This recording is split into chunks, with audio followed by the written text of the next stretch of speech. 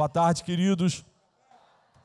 Me perdoem a voz, uma gripe insiste em não ir embora, e aí a gente fica ventilador, ar-condicionado, calor, e aí a voz fica, mas os meus cabelos permanecem os mesmos, né? Não sei quantos lembram, mas às vésperas das eleições, eu preguei aqui para a igreja sobre ansiedade. E naquele dia, a irmã que falou, lembro. E naquele dia eu falei que depois das eleições nós teríamos que pregar sobre perdão. Eu não sei como é que ficou sua lista de amigos depois do período eleitoral, mas eu sei que muita gente está precisando percorrer o caminho da reconciliação. Não existe nada que nos roube com tanta força a alegria da salvação, a alegria da fé, o vigor da fé em Jesus do que as nossas brigas entre irmãos em Cristo. Não existe nada que consiga roubar, arrefecer, esfriar a nossa caminhada do que litígios entre irmãos. Isso adoece até a igreja. No Evangelho de Mateus, no capítulo 18, Jesus inicia uma conversa com os seus discípulos sobre reconciliação, sobre a necessidade e a importância de constantemente buscarmos a reconciliação uns com os outros. Mateus 18, 15 é a passagem bíblica que eu mais menciono nas minhas conversas dentro de gabinete pastoral, porque é uma instrução importantíssima sobre a reconciliação entre irmãos. Daí, em função dessa conversa de Jesus, aí em Mateus 18, que eu já quero convidar você a abrir a sua Bíblia em Mateus 18, e até aquietar seu coração, tem muita gente ainda agitada, acha o seu lugar, aquiete, a gente já está fazendo a introdução da mensagem. O apóstolo Pedro, após ouvir Jesus falar sobre a importância da reconciliação, o apóstolo Pedro entende que é fundamental, antes de ocorrer uma reconciliação entre irmãos, que tenha ocorrido, é fundamental que tenha ocorrido a disposição do perdão, para perdoar. Pedro entende logo onde Jesus quer chegar e Pedro entende que é fundamental, antes da gente voltar a caminhar junto, antes da gente voltar a ter comunhão, tem que ocorrer uma disposição na alma para perdoar o irmão que me causou algum desfavor. E aí, seguindo esse entendimento, o apóstolo Pedro inicia uma argumentação com Jesus sobre a quantidade de vezes que ele deveria perdoar o irmão que peca contra ele. Quantas vezes que você acha que esse irmão que está aí à sua volta merece o seu perdão? Não olha para ele não, para não constranger. Quantas vezes você acha que merece ser perdoado? Por favor, abra a sua Bíblia, Mateus 18, a gente vai ler a partir do versículo 21 até o versículo 35. Como é um texto grande, eu vou ler cada versículo e já vou fazer a exposição. Situando a situação que ocorre aqui, Jesus está acabando de falar com os seus discípulos sobre a importância, a necessidade da reconciliação entre irmãos em Cristo. E aí, então, Pedro toma a palavra e começa a conversação, a argumentação com Jesus. Versículo 21, acompanhe comigo. Então Pedro aproximou-se de Jesus e perguntou: Senhor, quantas vezes deverei perdoar a meu irmão quando ele pecar contra mim? Até 7 vezes? Da onde Pedro tirou esse número de vezes? Por que Pedro sugeriu 7 vezes? Porque era um hábito comum naquela época. Os rabinos, os líderes religiosos, ensinavam que um mesmo pecado cometido por uma pessoa deveria ser perdoado até no máximo 3 vezes. Na 4ª vez você já partia para dentro. Então Pedro imaginou o seguinte: poxa, eu vou dobrar a meta, né? Jesus, 7 vezes.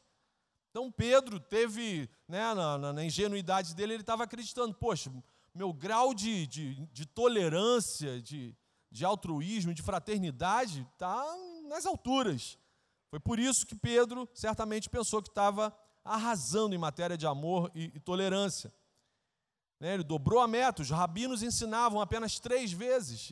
Pedro já imaginou logo 7 vezes. E aí Jesus contra-argumenta. Jesus respondeu, versículo 22. Eu lhe digo, não até 7, mas até 70 vezes 7.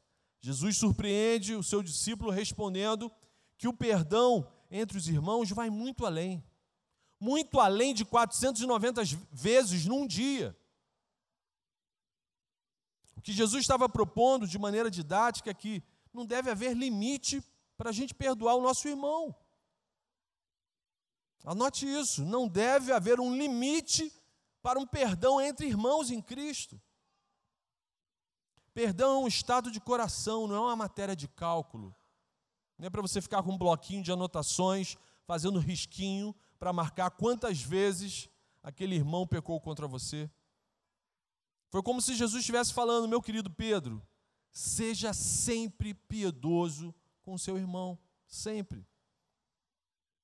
Em seguida, Jesus inicia uma parábola para ilustrar a importância, a necessidade e o poder do perdão entre os irmãos.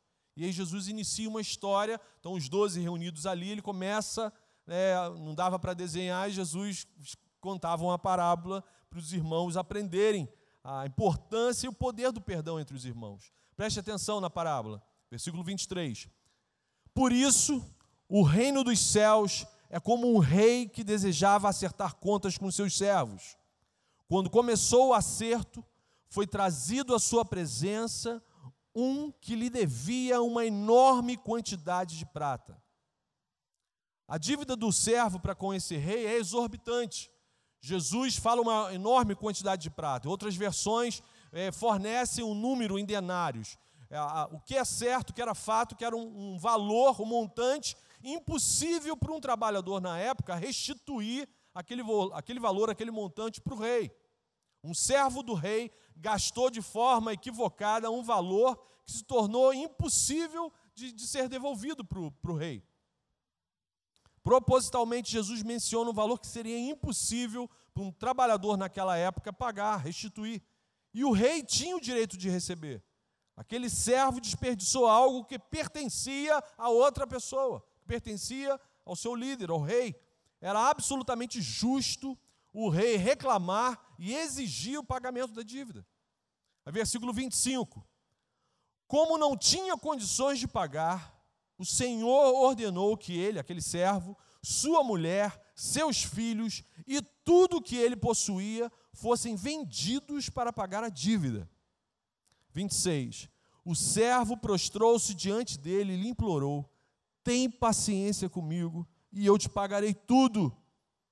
Tomado pelo desespero, aquele servo se joga no chão e faz uma promessa impossível de cumprir.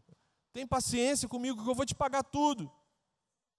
E o Senhor, versículo 27, o Senhor daquele servo teve compaixão dele, cancelou a dívida e o deixou ir. O rei contemplou a desgraça, a miséria daquele servo. O rei enxergou que era impossível, aquele servo não tinha a menor maneira de restaurar, de ressarcir aquela dívida. E o rei, tomado de piedade, perdoou a dívida impagável. O que o rei está perdendo aqui? Entenda o que é perdão, preste atenção. O rei perdeu o direito de cobrar a dívida. Nunca mais esse rei pode cobrar essa dívida. O rei perdeu o direito de ser ressarcido. Ele nunca mais, num outro momento, pode, você agora, eu lembrei. O rei perdeu o direito sobre o outro.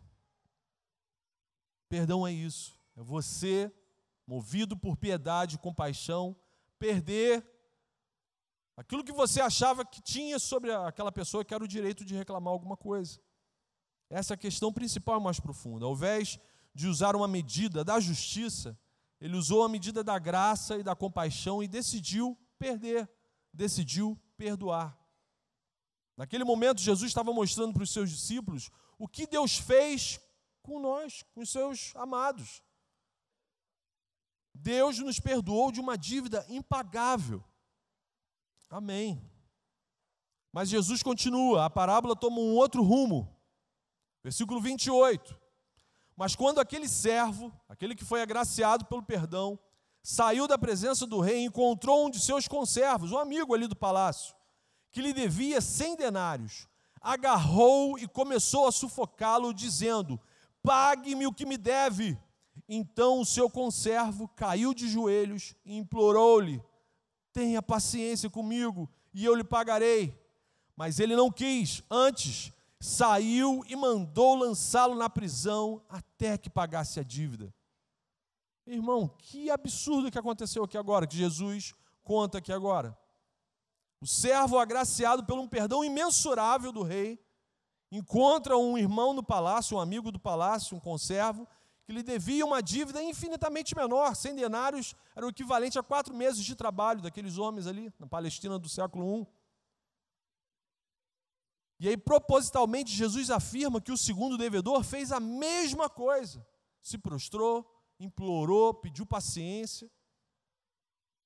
Mas o servo da grande dívida perdoada não demonstrou a menor piedade com seu semelhante. Em vez de compartilhar com seu amigo a graça que ele havia recebido, o perdão que ele havia recebido, ele maltratou seu companheiro e exigiu o pagamento daquela pequena dívida. E com requinte de crueldade. Irmãos, quantas vezes nos pegamos fazendo o mesmo? Quantas vezes nos pegamos agindo exatamente assim? Clamando o perdão ilimitado de Deus, mas para aqueles que nos ofendem, nós exigimos a manifestação da justiça o quanto antes, e de qualquer maneira. Quantas vezes nos recusamos a perder o direito que nós pensamos, por causa da maldita da justiça própria, termos sobre a vida de outra pessoa. E aí, por causa da falta de perdão, a gente acaba perdendo muita coisa. Primeira coisa que a gente perde quando não perdoa um irmão, a gente perde a chance de ser coerente. Anote isso, quando a gente não perdoa o outro, a gente perde a chance de ser coerente. Pois na medida que nós somos tratados por Deus, deveria ser essa medida que nós deveríamos tratar o outro. Qualquer tratamento diferente uns aos outros é uma incoerência. Deus trata a gente de uma forma, aí a gente trata o nosso irmão de uma forma totalmente diferente. Segunda coisa que a gente perde quando a gente se recusa a perdoar um irmão, a gente perde a chance de refletir a imagem e semelhança do nosso Deus perdoador. Quando não perdoamos o nosso irmão, a gente perde a chance de refletir a imagem do nosso Pai Celestial. A gente fica se parecendo com tudo, menos com Deus. Terceira coisa que a gente perde a chance de nos tornarmos mais humanos. Quando eu não perdoo, eu insisto na minha imagem de egoísta, de monstro, de tudo, menos de humano. Jesus está mostrando para a gente aqui o quanto temos a perder quando a gente não perdoa o nosso irmão. E aí no versículo 31 em diante, agora é assustador o que Jesus vai falar aqui para a gente. Jesus começa a apontar as consequências, o que acontece na vida daquele que não perdoa. Jesus não está falando do agente causador do problema, não. Jesus está falando daquele que recebeu o dano, que sofreu o dano, mas que se recusa a perdoar. Versículo 31, lembre-se que Jesus está falando isso aqui para discípulos, para pessoas que andavam com ele. Versículo 31, quando os outros servos, companheiros dele, viram o que havia acontecido, ficaram muito tristes e foram contar ao seu senhor tudo o que havia acontecido. Meu irmão, Deus sabe todos os absurdos que a gente comete. O serviço de informação celestial é banda larga. Deus sabe de tudo rapidinho, porque Deus sonda o nosso coração. Não existe nada que você faça que Deus não vá descobrir. 32. Então o Senhor chamou o servo mau e disse: servo mau, cancelei toda a sua dívida porque você me implorou. Você não devia ter tido misericórdia do seu conservo como eu tive de você? Irado, seu senhor entregou-o aos torturadores, até que pagasse tudo o que devia. 35. assim também lhes fará meu Pai Celestial, se cada um de vocês não perdoar de coração a seu irmão. Até aqui. Amém. Ó, ainda tem uns irmãos aqui corajosos que falaram amém. Amém, assim seja. Assim seja mesmo, é assim que ele age. A falta de perdão transforma o servo de Deus num prisioneiro submetido à tortura. E quem são esses torturadores que Jesus menciona aqui no versículo 34? Alguns estudiosos, alguns teólogos afirmam que esses carrascos, na prática, são demônios, espíritos opressores, que vão atormentar a vida daquele que se recusa a perdoar o seu irmão. Carrascos direcionados da parte de Deus para atormentar o seu servo marrento, obstinado, orgulhoso, impenitente, até que esse perdoe seu irmão. Um crente de verdade não é possuído por demônios, mas pode ser atormentado por demônios, sim. O rei Saul que o diga. Em 1 Samuel, capítulo 16, versículo 14, você vai encontrar lá registrado que um espírito maligno vindo da parte de Deus atormentava Saul.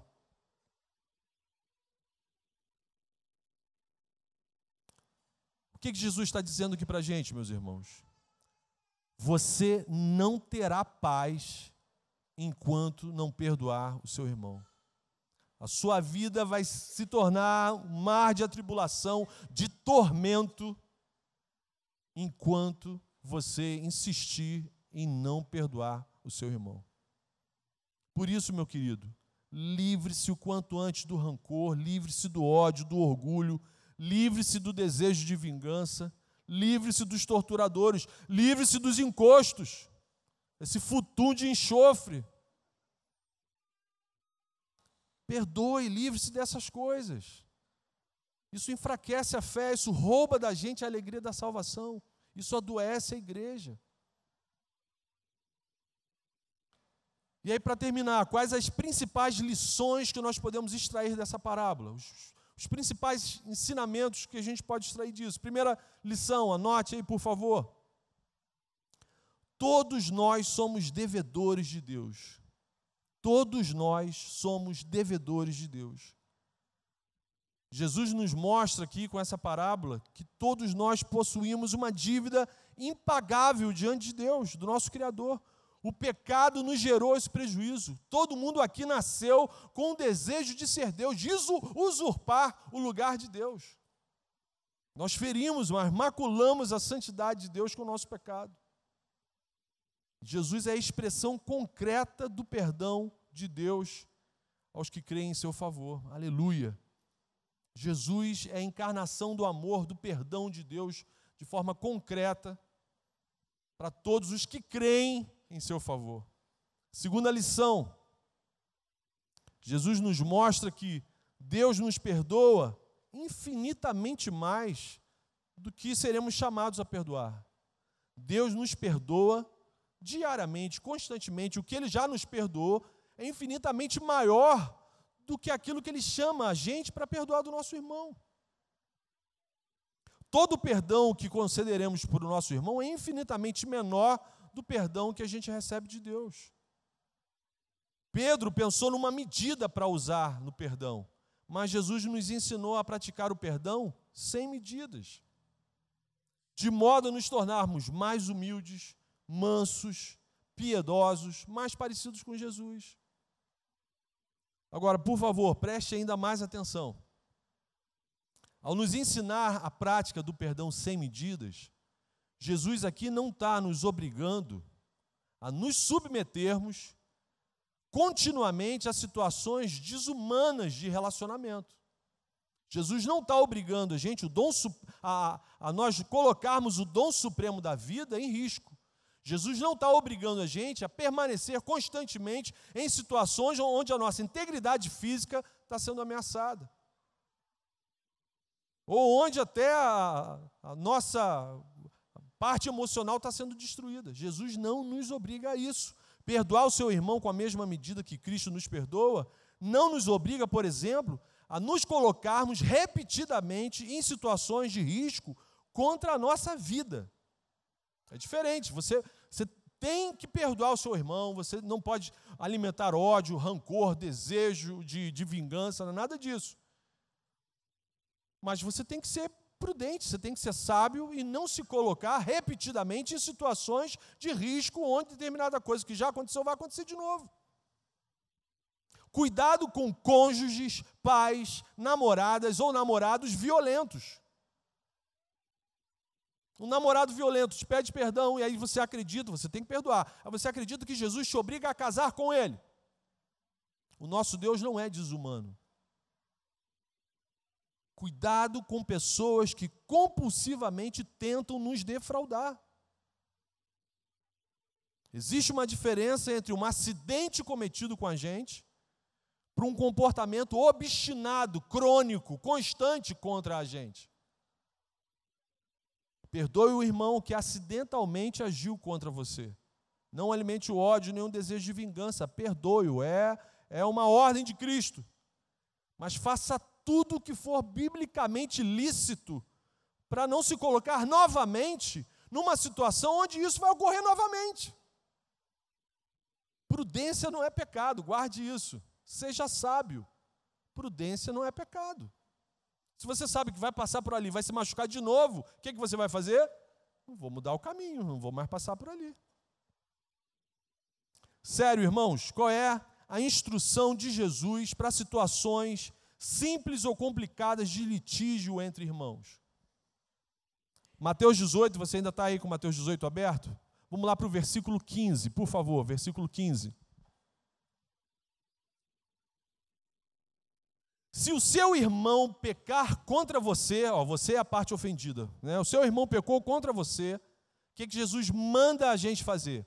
Vá o quanto antes, é rápido isso. Vá e a sós com ele, mostre-lhe o erro. Se ele o ouvir, você ganhou seu irmão. Seu irmão pecou contra você, vá o quanto antes a sós com ele e fale: meu irmão, o que aconteceu? Por que você está agindo dessa maneira contra mim? O que eu te fiz para você? O que eu te fiz para o meu olho ficar roxo? É para ganhar o irmão. Vá a sós com ele. Se ele te ouvir, se a ficha cair, ele vai pedir perdão, vai se reconciliar. Você ganhou o irmão, aleluia. Culto de ação de graça no dia seguinte. Mas, aí tem o mais. Isso aqui é Jesus que está falando com os seus discípulos. Mas, se ele não ouvir, leve consigo mais um ou dois outros. Você vai chamar o seu líder de célula, o seu supervisor. Isso é rápido, irmão, rápido. Você tentou se acertar com o seu irmão falou: vai para o inferno. Não fala na igreja, mas lá no segredo às vezes fala. Você vai chamar o seu líder de célula, o seu supervisor, vai correndo conversar de novo com o seu irmão. Aí Jesus continua aqui. Você vai levar mais uma ou duas outras, de modo que qualquer acusação seja confirmada pelo depoimento de 2 ou 3 testemunhas. Irmãos, vocês estão vendo aqui, eu estou tentando me reconciliar com meu irmão. Eu fui ofendido, estou tentando me reconciliar, porque eu sei que isso é importante para o reino, mas ele está obstinado num comportamento tosco.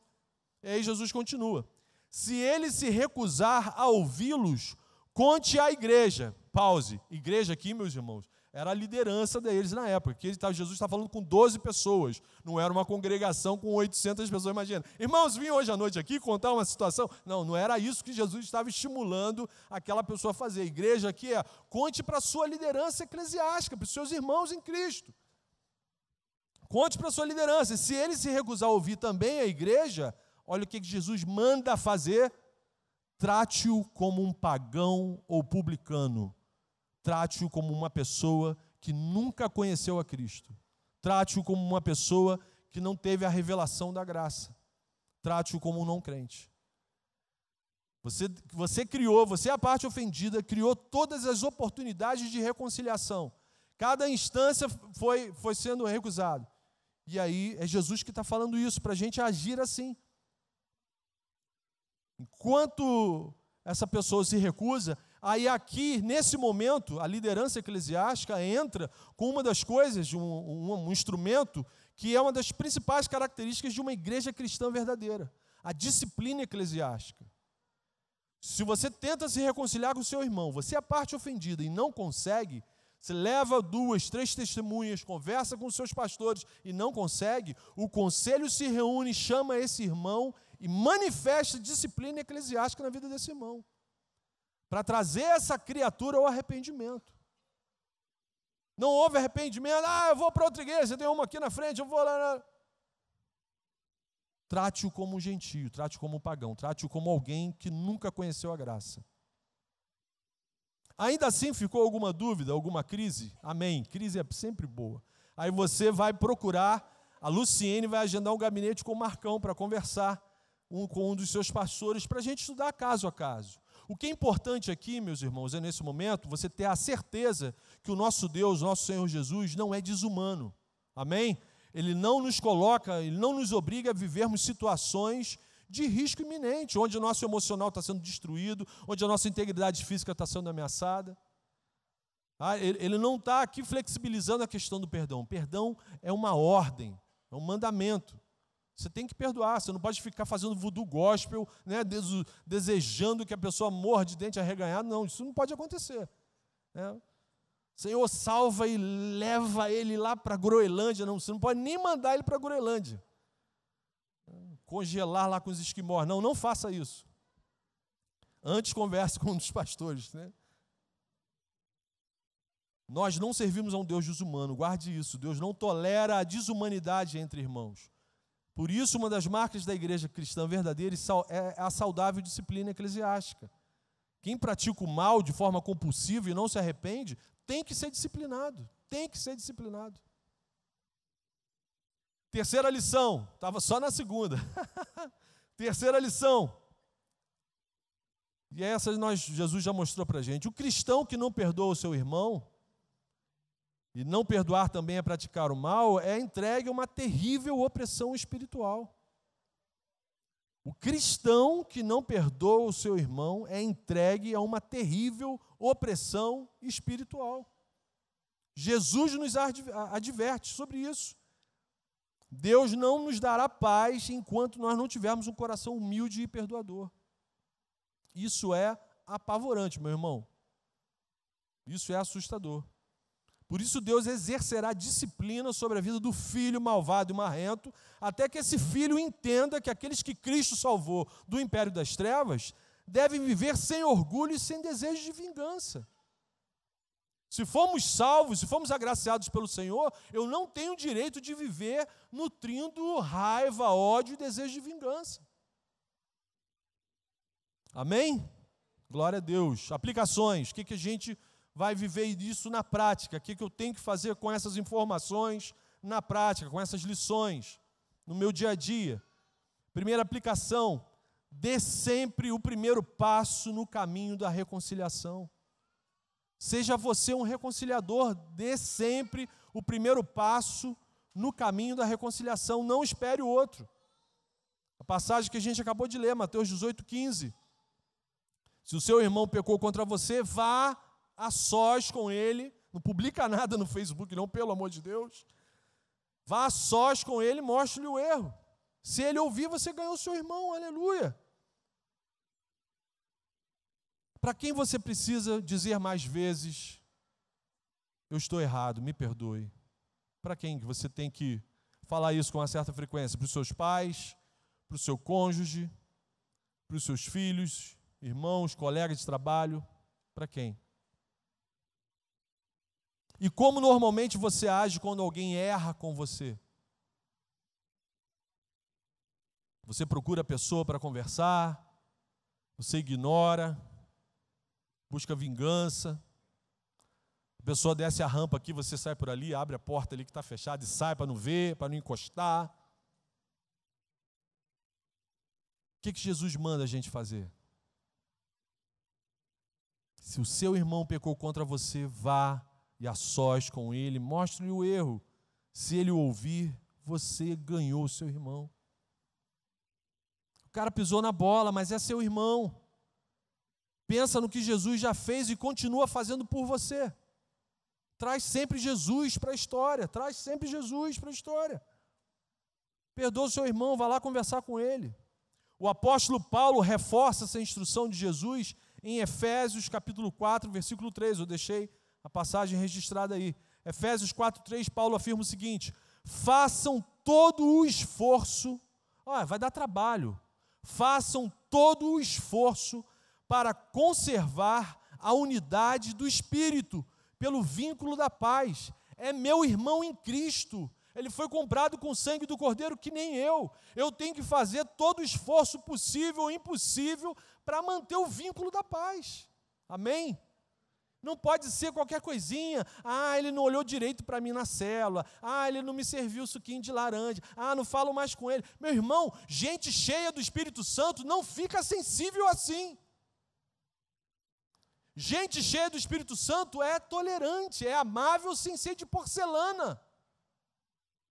É barro curtido no sol do Espírito. Pode bater, ele racha, mas não quebra fácil não.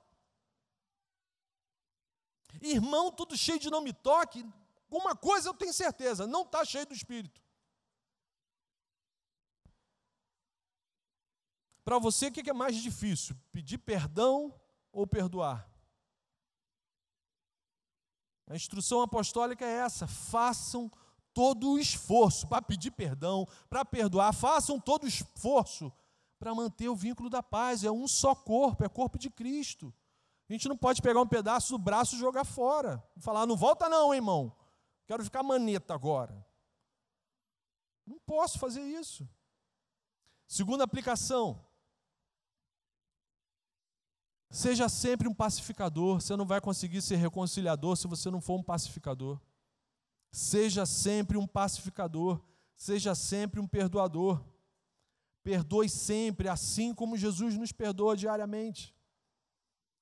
A passagem que Paulo fala, Colossenses 3, versículo 13 e 14. Anote, por favor, Colossenses 3, 13 e 14. Olha o que Paulo diz.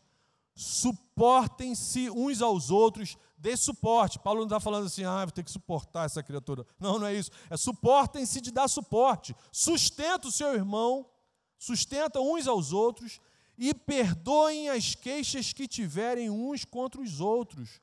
Perdoem como o Senhor lhes perdoou. O padrão do nosso perdão é o que nós recebemos de Jesus. Perdoem como o Senhor lhes perdoou. E em versículo 14, Paulo fala algo incrível aqui. Acima de tudo, porém, preste atenção em tudo que o pastor Marcão pregou, mas acima de tudo, porém, revistam-se do amor, que é o elo perfeito. Aleluia, aleluia. Esse é o segredo de tudo, meu irmão. Grave isso. Revistam-se do amor. E Paulo não estava falando de um sentimento. Do que o apóstolo ou de quem o apóstolo Paulo estava falando. O elo perfeito é uma pessoa. O elo perfeito, esse revestir-se de amor, Paulo estava falando para a gente se revestir de Jesus Cristo, meu irmão. Aleluia. O elo perfeito que nos une como família, como um só corpo, como uma só carne, é Jesus Cristo. Revistam-se do amor, revistam-se de Jesus. Sem Jesus é impossível perdoar 70 vezes 7. Sem Jesus é impossível reconciliação. Sem Jesus é impossível te chamar de irmão. Então, saia daqui essa noite decidido a viver cheio da presença de Jesus Cristo. Amém? Revista-se de amor. Quero concluir lembrando que Jesus nos convida a viver um cristianismo onde uns aos outros seja um exercício constante de graça, compaixão, confissão e perdão. Amém? Jesus nos convida para isso. O nosso cristianismo é um exercício constante de graça, todo dia, tratar o outro com um favor que ele não merece. Misericórdia, entender a miséria do outro.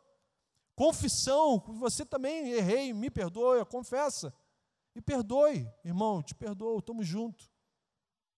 Amém? Feche os seus olhos, vamos orar. Senhor Jesus, muito obrigado, Senhor, pelo perdão dos nossos pecados, Senhor. Obrigado pela salvação, Senhor. O Senhor nos resgatou, nos lavou de nossa sujeira, Senhor. Muito obrigado, Pai. Por favor, ajuda-nos a tratarmos uns aos outros assim como o Senhor nos trata.